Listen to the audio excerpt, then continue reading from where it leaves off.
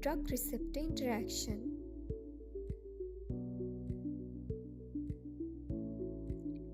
When a ligand binds to a receptor, a state of equilibrium between the free receptors and ligand-bound receptors is reached with a dissociation constant. Fractional occupancy is the fraction of the total number of receptors that are bound to the ligand.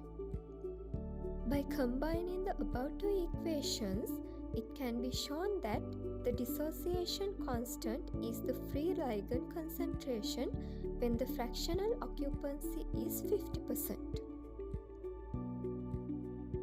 Ligand-receptor binding curves.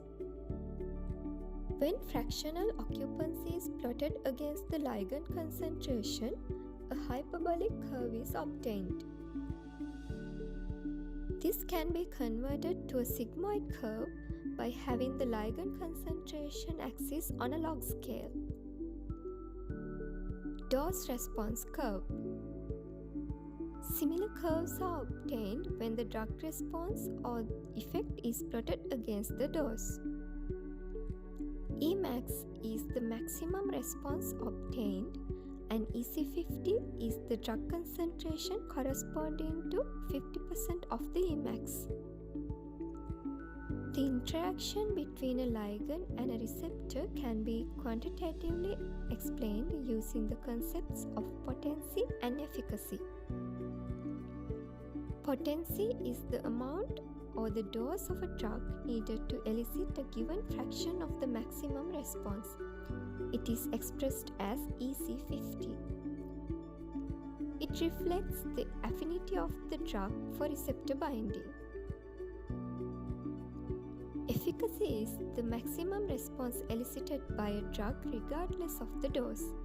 It is expressed as Emax. It reflects the ability to elicit a cellular response after binding.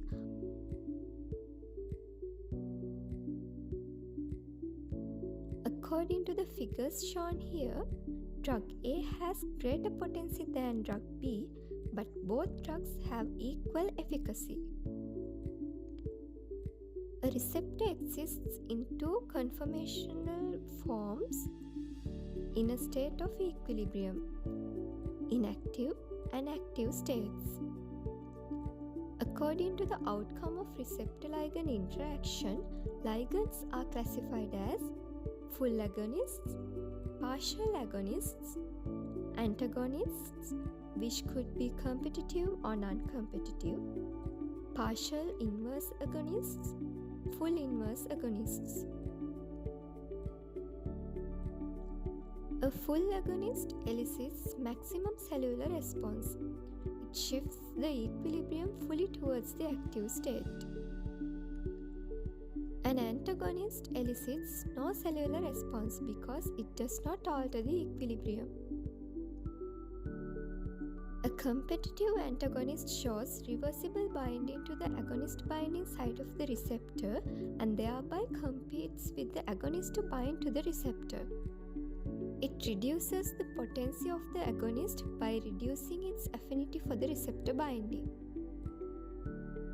A non-competitive antagonist acts by irreversibly binding to the agonist binding site of the receptor or making the receptor unresponsive to agonist through allosteric binding.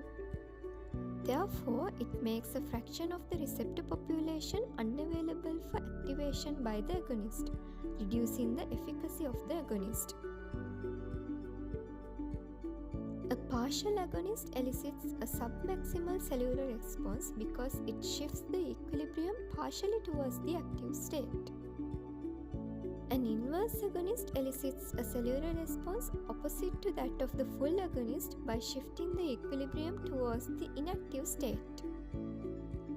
This reduces the constitutive activation of the receptors.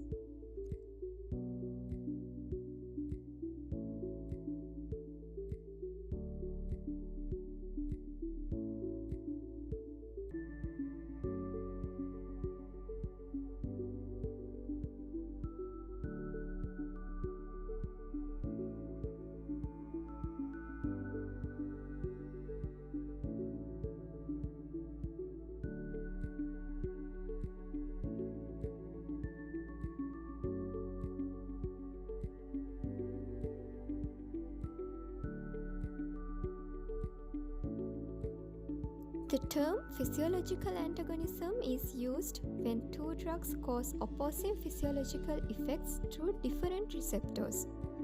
For example, acetylcholine causes bronchoconstriction via muscarinic receptors and adrenaline causes bronchodilation via beta-2 adrenergic receptors. Shown here are the semi-logarithmic dose-response curves depicting different situations of drug-receptor interaction. Full agonist, partial agonist, inverse agonist. Full agonist in the presence of a fixed amount of competitive antagonist. Full agonist in the presence of a fixed amount of non-competitive antagonist. Full agonist in the presence of a fixed amount of partial agonist.